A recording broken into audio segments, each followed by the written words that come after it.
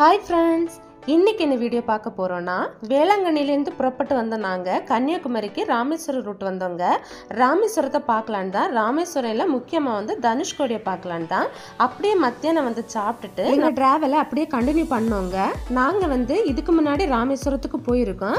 ராமேஸ்வரம் பாம்பன் பாலம் அப்துல் கலாமுக்கு நினைவகம் எல்லாம் பார்த்துட்டோம். ஆனா தனுஷ்கோடி மட்டும் அந்த டைம் பார்க்க முடியல. தனுஷ்கோடி வந்து 5 o'clock அந்த என்ட்ரன்ஸ் இதை வந்து க்ளோஸ் பண்ணிடுவான். அது எங்களுக்கு தெரியாது. அன்னைக்கு நாங்கள் போகும்போது 5:10 போல தான் ஆயிருந்தோம். ஆனால் உள்ள அலோவ் பண்ணவே இல்லை. அந்த ரோடையே வந்து பிளாக் பண்ணிடுவாங்கன்னு நினைக்கிறேன். அதுக்கு வேண்டி பார்க்கணும், கண்டிப்பாக தனுஷ்கோடியை பார்க்கணும்னு சொல்லிட்டு இந்த பிளான் பண்ணி வேளாங்கண்ணிலேருந்து கிளம்புனோம். நாங்கள் போகும்போது பார்த்தீங்கன்னா பார்க்கெல்லாம் இருந்தது ராமேஸ்வரம் என்டர் ஆன பிறகு. ஆனால் எதுலேயுமே நிப்பாட்டலை. அப்படி நிப்பாட்டினா வந்து அங்கே டைம் ஆகிரும் அப்படின்னு சொல்லிட்டு நாங்கள் வந்து அப்படியே கிளம்பிட்டோம். வேளாங்கண்ணிலேருந்து கொஞ்சம் ஸ்பீடாக தான் வந்தோம். இடையில 1/2 hour லஞ்ச் பிரேக் மட்டும் எடுத்திருக்கோம். அதுக்கப்புறம் ஃபுல்லாக ஒரே டிராவலிங் தான். இடையில எங்கேயுமே நிப்பாட்டலை. இது பார்த்தீங்கன்னா பாம்பன் பிரிட்ஜ் வந்து ஸ்டார்ட் ஆகிடுச்சு. அதுலேயும் வந்து நிப்பாட்டினா வந்து டைம் போயிடும் அப்படின்னு சொல்லிட்டு நாங்கள் நிப்பாட்டலை. அப்படியே ஸ்லோ மோஷனில் அப்படியே போயிட்டே இருந்தோம். நாங்கள் போன நல்ல நேரத்துக்கு பார்த்தீங்கன்னா அந்த வழியாக வந்து ட்ரெயின் வந்தது. ட்ரெயின் வந்தோன்னா ரொம்ப கேப் ஆகிடுச்சு. அதுக்கு மட்டும்தான் கொஞ்ச நேரம் அதில் நிப்பாட்டியிருந்தோம். இங்கே நம்ம வந்து பாலத்துலேருந்து பார்க்கும்போது அங்கே கடலில் வந்து போட்டெல்லாம் போகிறது அவ்வளோ சூப்பராக இருந்தது. அதுலேயும் இறங்கி பார்த்தா சூப்பராக இருக்கும். காற்று ரொம்ப காற்றாக இருந்தது. இதுக்கு முன்னே 2 வருஷத்துக்கு முன்னாடி வேளாங்கண்ணிக்கு வரும்போது ராமேஸ்வரம் ரூட் வந்து இங்கே பார்த்தோங்க. அப்போ பார்த்தீங்கன்னா இறங்கி அழகாக ஃபோட்டோஸ் வீடியோஸ் எல்லாம் எடுத்துகிட்டு நீட்டாக பார்த்துட்டு போனோம்.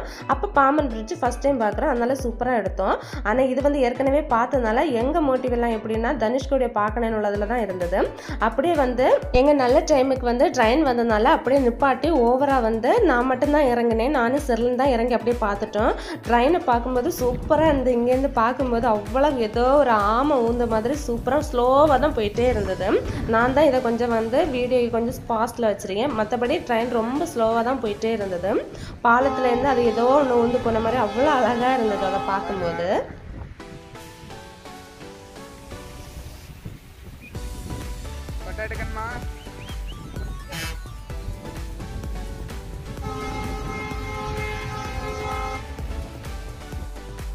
தண்ணியை பாருங்க, கிரீன் கலர்ல அவ்வளோ சூப்பராக இருந்தது.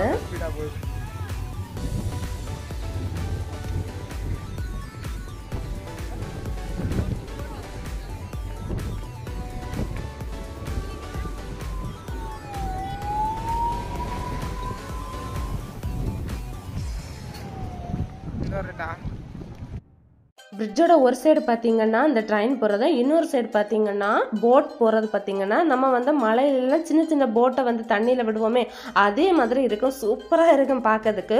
அவ்வளோ நிறைய போட்டு அப்படி போயிட்டே இருக்கு அந்த இடத்துல பார்க்கும்போது. ஆனால் காற்று பார்த்தீங்கன்னா ரொம்ப காற்றாக இருக்குது. நம்மளே தள்ளிட்டு போனது மாதிரி இருக்கும். முன்னாடி நாங்கள் வரும்போது அந்த இடத்துல எல்லாம் பார்த்தீங்கன்னா போலீஸ்காரங்க நின்று பார்க்கவே விட மாட்டாங்க. காரை எல்லாம் அதில் பார்க் பண்ண முடியாது. உடனே நம்ம எடுத்துடணும். ஆனால் இப்போ வந்து இந்த வாட்டி அப்படி ஒன்றும் தெரியல. அன்னைக்கு வந்து கொஞ்சம் பேரெல்லாம் பார்த்துட்டு இருந்தாங்க. போலீஸ் வந்து எந்த அனௌன்ஸும் கொடுக்கல. இந்த இடம் தாங்க பெரிய பெரிய போட்டு கப்பல் எல்லாம் போகும்போது அந்த பிரிட்ஜோட இது வந்து விலகி கொடுக்கும். அது போன வாட்டி நாங்கள் பார்த்தோம். அவ்வளோ அழகாக இருந்தது, சூப்பராக இருக்கும். ஆனால் இப்போ அது போட் எதுவுமே போகலை. ட்ரெயின் மட்டும்தான் பார்க்க முடிஞ்சுது. தூரத்தில் சின்ன சின்ன தெரியாது எல்லாமே சின்ன சின்ன போட்டு தான். அந்த ஃபுல்லாக போட்டாக தான் நிறுத்தி வச்சுருந்தாங்க. அவ்வளோதாங்க. காரை லேசாக ஸ்லோ பண்ணி இதெல்லாம் பார்த்துட்டு நாங்கள் திரும்ப வந்து ஸ்பீடாக வந்து போயிட்டோம் தனுஷ்கோடியை நோக்கி. அடுத்தது பார்த்தீங்கன்னா நம்ம அப்துல் கலாம் ஐயா அவர்களோட நினைவகம் வரும். அங்கே பார்த்தீங்கன்னா ஃபோன் எதுவுமே வந்து உள்ளே அலோவ் பண்ண மாட்டாங்க. எல்லாமே வெளியில் செக் பண்ணிட்டு தான் விடுவாங்க. அங்கே பார்த்தீங்கன்னா உள்ளே போயிட்டு வர்றதுக்கு கொஞ்சம் டைம் ஆகும். நாங்கள் போன வாட்டி எல்லாமே நீட்டாக பார்த்துட்டோம். அதனால இந்த வாட்டி நாங்கள் போகலை. அவரோட நினைவகத்துக்கு வந்துட்டோம். இந்த டூர் பஸ்ஸு காரு எல்லாமே அதுக்காக தான் பார்க் பண்ணி விட்டுருக்காங்க. அது நம்ம அவரோட நினைவகத்துக்கு போனாலுமே ஃபோன் எதுவுமே அலோவ் பண்ண மாட்டாங்க. இதுதாங்க அவரோட நினைவகம். சரி, போகிறதுக்கு டைமில் ரிட்டர்ன் வரும்போது அது பார்க்கலான்னு பார்த்தீங்கன்னா தனுஷ்கோடி பார்த்தீங்கன்னா 23 கிலோமீட்டருக்கு மேலே இருக்குது. அப்புறம் திரும்ப வரும்போது இருட்டிடும். இங்கேயும் வந்து க்ளோஸ் பண்ணிடுவாங்க. அதனால் பார்க்கவே முடியலை. சரி, ஒரு வாட்டி பார்த்தாச்சு அப்படின்னு சொல்லிட்டு நாங்களும் அங்கேருந்து மூவ் பண்ணி இப்போ தனுஷ்கோடிக்கு உள்ளால என்டர் ஆக போகிறோம். எல்லா இடத்துலையும் பார்த்தீங்கன்னா செக் பண்ணி தான் உள்ளே அனுப்புகிறாங்க. இந்த ரோடு வழியாக வரவங்க வந்து தனுஷ்கோடி மட்டும் இல்லைங்க, ராமநாத சுவாமி கோயில்னு சொல்லிட்டு உள்ளால கோயில் இருக்குன்னு நினைக்கிறேன். அந்த ராமர் தீர்த்தம் அப்படின்னு எல்லாம் போட்டிருந்தாங்க போர்டு, அதுக்குள்ளால இருக்குது. அங்கேயும் வரவங்க இந்த ரோடு வழியாக தான் வருவாங்க.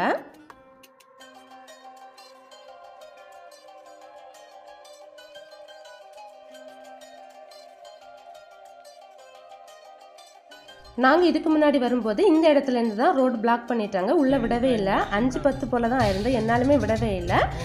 ஏன்னா அங்கே போயிட்டு நம்ம ரிட்டன் இதே ரூட்டு தான் வரணும். இருட்டின பிறகு அங்கேயுமே அலோவ் பண்ண மாட்டாங்க. அதனால் இங்கேருந்தே நம்மளை 5 மணிக்கு மேலே அங்கே எந்த காராக இருந்தாலும் எந்த டூர் பஸ்ஸாக இருந்தாலும் எதையுமே அவங்க உள்ளே அலோவ் பண்ணவே இல்லை. இது பார்த்திங்கன்னா உள்ள தனுஷ்கோடி பக்கம் வந்துட்டோம். சைடில் பார்த்திங்கன்னா பாலைவனத்து மாதிரி தான் எனக்கு தோணுச்சு. மணல் கூட பார்த்திங்கன்னா வெள்ளை வெள்ளைன்னு இருந்தது.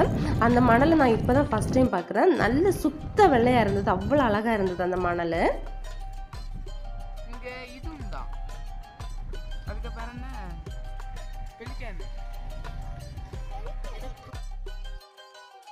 இந்த வழி பார்த்தீங்கன்னா கோதாண்ட ராமர் அப்படின்னு சொல்லி ஒரு கோயிலுக்கு செல்ற வழி. அந்த வழியை நிறைய பேர் போனாங்க.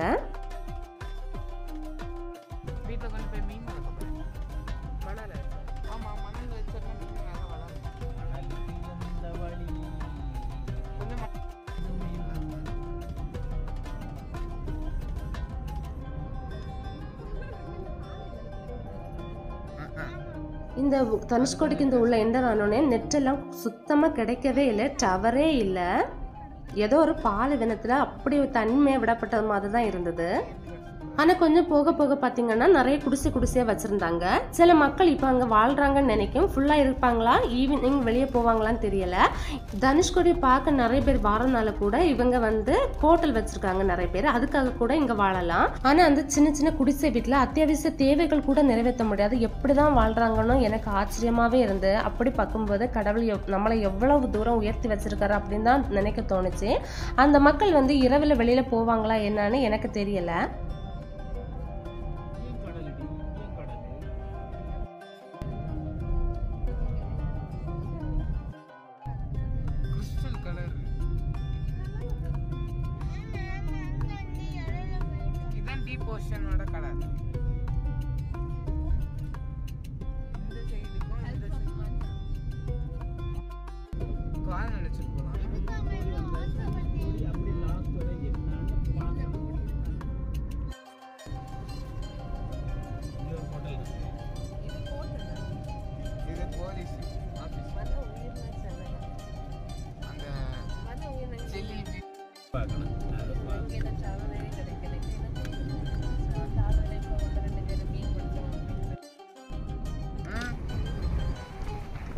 கடலோட கலரை பார்த்தீங்கன்னா சூப்பராக இருந்தது. நல்ல ஒரு ப்ளூ கலரில் அழகாக இருந்தது.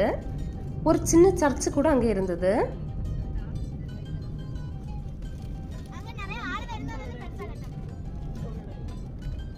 அதான் எண்டு கார்டு. இதெல்லாம் எப்படி இந்தியன் நேவி அனுப்பி சப்போர்ட்டாக இருக்கும். மீன்பிடி போட்டு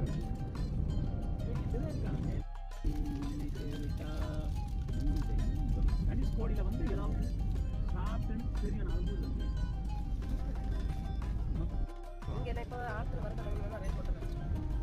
இந்த இடம் பார்த்தீங்கன்னா லைட் ஹவுஸ் பக்கம். இங்கே வந்து நிறைய அழிஞ்சு போன கட்டிடங்கள் இருக்குது. அதனால நிறைய பேர் வந்து பார்க் பண்ணிட்டு இங்கே பார்த்துட்டு இருந்தாங்க. நாங்களும் வந்துட்டு தான் நினச்சோம், எங்களுக்கு தெரியாது. ஆனால் பார்த்தீங்கன்னா ரோடு அப்படியே போயிட்டே இருக்குது. சரி கொஞ்ச நேரம் இங்கே பார்த்துட்டு இன்னும் எப்படியாவது எங்களுக்கு அந்த லாஸ்ட் முனையை பார்த்தே ஆகணும். அதனால் கொஞ்ச நேரம் நாங்கள் நிப்பாட்டிட்டு சும்மா அதை ஒரு ரவுண்ட்ஸ் பார்த்துட்டு போயிட்டே இருந்தோம். திரும்ப வரும்போது நம்ம ஏதாவது வாங்கி சாப்பிடலாம் அப்படின்னு சொல்லிட்டு. இங்கே பார்த்தீங்கன்னா நிறைய ஹோட்டல்ஸ் எல்லாம் இருக்குது. நிறைய மீன் வந்து ஃப்ரெஷ்ஷாக வந்து அவங்க வந்து நம்ம கண்ணு முன்னாலே பொரிச்சு தராங்க. நாங்கள் வந்து போயிட்டு திரும்ப வரும்போது அதெல்லாம் சாப்பிட்டோம். எப்படியோ ஒரு வழியாக பக்கத்தில் நெருங்கிட்டோங்க. இன்னும் கொஞ்சம் தூரம் இருக்குது. ஆனால் பார்த்தீங்கன்னா டிராஃபிக்கு அவ்வளோ தூரம் வந்து காரெல்லாம் வரிசையாக நின்றுட்டே இருக்குது. ஏன்னா எல்லா காருமே திரும்ப இங்கே வந்து தான் ஆகணும். அங்கே வந்து நிறைய கார் விடுறதுக்கு இடம் இல்லை. ஆனாலும் எல்லோரும் லாஸ்ட் வரை காரை கொண்டு போகணுன்னு போயிட்டே இருந்தாங்க. என் ஹஸ்பண்டும் அப்படி தான் இருந்தாங்க. நாங்கள் பார்த்தோம் கொஞ்ச நேரம் பொறுமையாக இருந்தோம். அப்புறம் நாங்கள் இறங்கி நடந்துருவோம்னு சொல்லிட்டு நாங்கள் 2 பேரும் செல்லம் நாங்கள் 3 பேருமா நடந்துட்டோம். அவங்க நான் பார்க்கிங்கில் விட்டுட்டு வரேன் அப்படின்னு சொன்னாங்க. பார்க் பண்ணியது பார்த்தீங்கன்னா ஒரு சைடு கடல் வந்து 2 சைடும் கடல் இருக்குது. ஒரு சைடு கடல் பார்த்தீங்கன்னா அவ்வளவு அலையாக வந்து தூரத்தில் இருக்க காரில் இருக்க ஆட்கள் வர வந்து தண்ணியை நிறைச்சது. ஒரு சைடு பார்த்தீங்கன்னா கடல் அவ்வளோ அமைதியாக இருந்தது. என் ஹஸ்பண்டு பார்த்தீங்கன்னா இந்த தண்ணி படுற அளவு வந்து காரை நிப்பாட்ட மாட்டாங்க. அதனால் பார்க் பண்ணிட்டு மெதுவாக தான் வந்தாங்க. இந்த ஸ்டோன் எல்லாம் பார்த்தீங்கன்னா அவ்வளோ அழகாக இருந்தது. ஏதாவது வாங்கலான்னு பார்த்தா நாங்கள் கையில் காசு எதுவுமே எடுத்துகிட்டு வரலை. அவங்க வந்து உடனே வருவாங்கன்னு நினச்சோம். ஆனால் அவங்க வந்து பார்க் பண்ணதுக்கு ரொம்ப லேட்டாக தான் வந்தாங்க. நாங்கள் இங்கெல்லாம் ஒரு ரவுண்டு சுற்றிட்டு வந்த பிறகு தான் வந்தாங்க.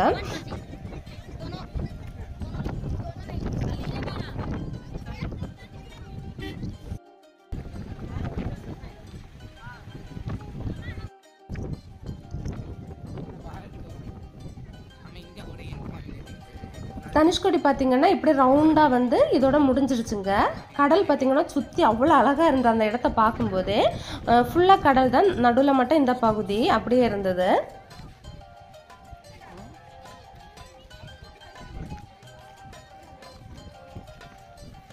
உள்ளே நாங்கள் என்டர் ஆகும்போது டைம் ஆகிடுச்சு. அதனால் இந்த திங்ஸ் எல்லாம் அவங்க வந்து பேக் பண்ணி கொண்டு போகிறாங்க. அதுக்காக எல்லாருமே வந்து எடுத்து வச்சுட்டு இருந்தாங்க. அவசரமாக இருந்ததுனால நாங்கள் நிறைய இடத்துக்கு ரேட்டு கேட்டால் அவங்க கரெக்டாக சொல்லவே இல்லை. டெய்லி ஈவினிங் 6 o'clock போல் இவங்க எல்லாத்தையும் பேக் பண்ணி கொண்டு போயிடுவாங்கன்னு நினைக்கிறேன். மறுநாள் அடுத்தது கொண்டு வருவாங்களா இருக்கேன். நாங்கள் போகும்போது டைம் ஆகிடுச்சு. நாங்கள் இங்கிட்டு கிளம்பும்போது அதுக்கு முன்னால் எல்லா கடையுமே வந்து எல்லா திங்ஸையும் எடுத்துகிட்டு பேக் பண்ணிவிட்டு ஆட்டோ பிடிச்சி போயிட்டே இருந்தாங்க. இப்போ இந்த சைடு பார்த்திங்கன்னா கடல் அலை இல்லாமல் சூப்பராக இருக்குது. நம்ம பார்க்கறதுக்கு குளம் போல இருக்கு. நம்ம கால் நினைக்கலாம் எல்லாம் பண்ணலாம். ஆனா அதே இது அப்படியே சுத்தி வந்து ஆப்போசிட் சைட் பாத்தீங்கன்னா அவ்வளவு அலை வந்து அடிச்சது. தண்ணியை பாத்தீங்கன்னா நம்ம மூஞ்சில அப்படி வந்து தெரிச்சது.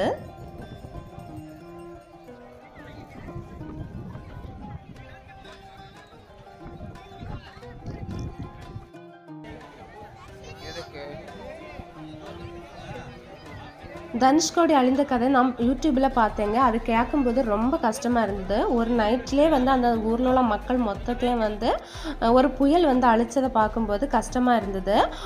அதில் உள்ள ரயில்வே ஸ்டேஷன் இந்த இடம் தான் நினைக்கிறேன். ஒரு ரயில்வே ஸ்டேஷன் ட்ரெயினோடு அப்படி போச்சுன்னு சொன்னாங்க. அது இந்த இடம் தான் நினைக்க எனக்கு கரெக்டாக தெரியலை. இது பார்த்தீங்கன்னா ஆப்போசிட் சைடு கடல் அலையை பாருங்கள் எவ்வளோ ஃபாஸ்ட்டாக வருது.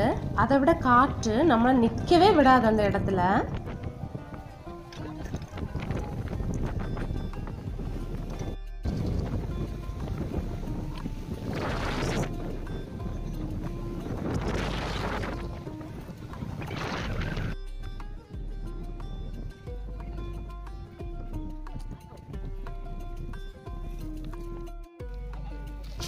எல்லாருமே ஸ்பீடாக வந்து எல்லாத்தையும் பேக் பண்ணிகிட்டே இருக்காங்க கொண்டு போகிறதுக்காக.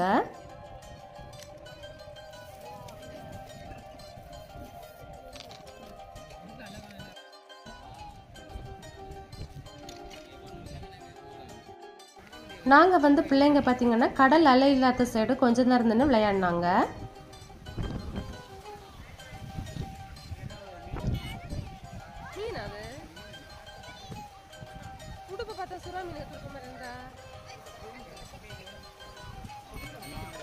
அதுல ஒரு ஐலாண்ட் இருக்கு, ஆனா தெரியுது அதுதான் ஐலாண்ட். அதுக்கப்புறம் ஃபுல்லா கடல், புரியுதா?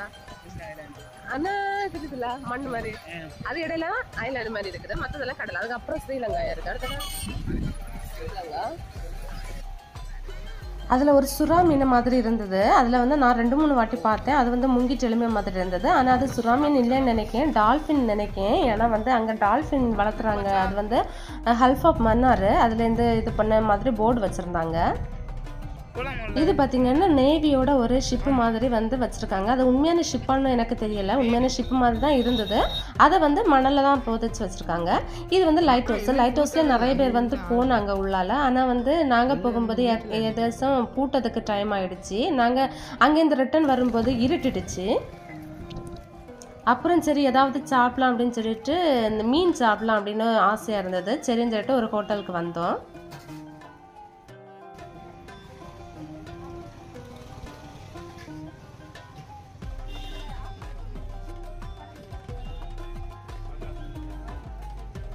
மீனோட பேர் பார்த்தீங்கன்னா ஏதோ ஒரு பேர் சொன்னாங்க, எனக்கு கரெக்டாக ஞாபகம் இல்லை. ஆனால் எனக்கு வந்து அவங்க கடல் மீன் சொல்கிறாங்க, எனக்கு இந்த ஆத்தி மீன் மாதிரி எனக்கு தோணுச்சு.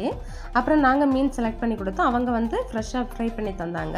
அப்போ வந்து சாப்பிட்றீங்களா அப்படின்னு கேட்டாங்க. பிள்ளைங்க வந்து ஆசைப்பட்டதுனால நாங்கள் வந்து ஒரு சாப்பாடு அவங்களுக்கு வாங்கி கொடுத்தோம். அவங்க 2 பேருமே ஒரு சாப்பாடு சாப்பிட்டாங்க. அவங்க அந்த சாப்பாடுலேயுமே வந்து ஃப்ரை பண்ணிய ஃபிஷ்ஷையும் வச்சுருக்காங்க. நாங்கள் தனியாக வாங்கி ஃப்ரை பண்ணி சாப்பிட்டோம். சாப்பாடு உண்மையிலே ரொம்ப டேஸ்ட்டாக இருந்துங்க. அதை விட அவங்க வந்து அனுசரிப்பும் வந்து ரொம்ப அதிகமாக இருந்தது, சூப்பராக இருந்தது.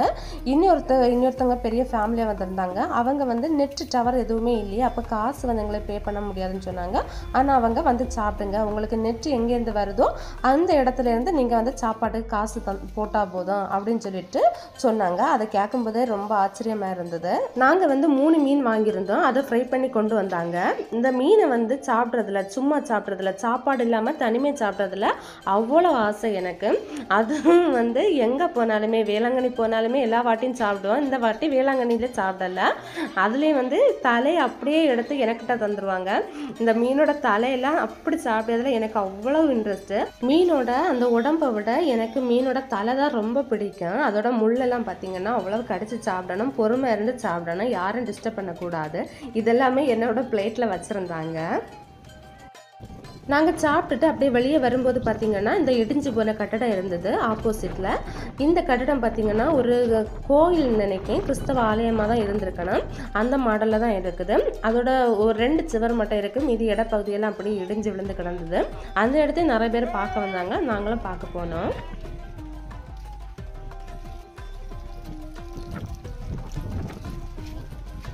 அதையெல்லாம் பார்க்கும்போது எவ்வளோ தூரம் புயல் வந்து அந்த மக்களை வந்து கஷ்டப்படுத்தியிருக்கு அப்படின்னு நம்மளாலே உணர்வு பூர்வமாக அறிய முடிஞ்சது.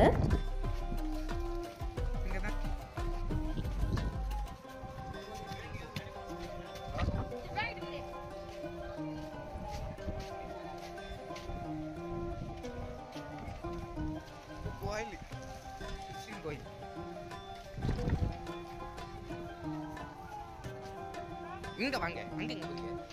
அது பீச்சுக்கு போறாரு. இங்க வாங்க.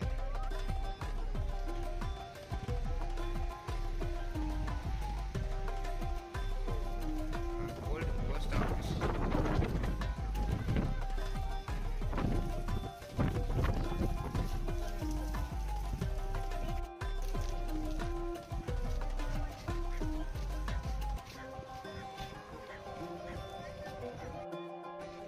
அதில் பார்த்திங்கன்னா கிணறு மாதிரி ஒரு பார்ட் இருந்தது. அங்கே இந்த இடத்துக்கு கிளம்பிட்டோங்க. இது திரும்பவும் பார்த்திங்கன்னா பாம்பன் பிரிட்ஜு தான். அதில் வந்து ஒரு முஸ்லீம் பள்ளின்னு நினைக்கிறேன். அதில் வந்து சீரியல் போட்டிருக்கிறது அவ்வளோ அழகாக தெரியுது.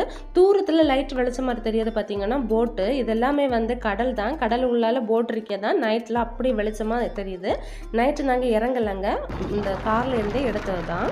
அப்படி அங்கேருந்து கிளம்பி கன்னியாகுமரி இன்னைக்கு ஃபாஸ்ட்டாக வந்துட்டோங்க. வழியில் சாப்பாட்டுக்கு மட்டும் நிப்பாட்டிட்டு ஸ்பீடாக வந்துட்டோம். ஏன்னா அன்னைக்கு பார்த்திங்கன்னா சண்டே நைட்டு, மறுநாள் வந்து பிள்ளைங்களுக்கு வேற ஸ்கூல் போகணும்.